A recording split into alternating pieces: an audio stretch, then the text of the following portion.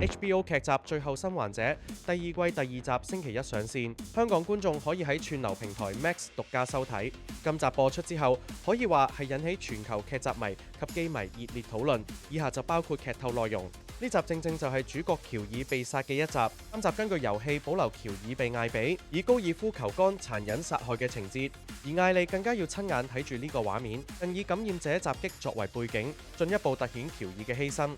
但同遊戲版本唔同，改編節奏就仲緊湊。製作團隊喺關鍵場景加入喬爾同艾莉過往嘅溫馨互動，強化父女情感，使觀眾喺短時間內感受到更強烈嘅失落與衝擊。呢集於美國錄得530萬觀眾，比第一季首播增長13%。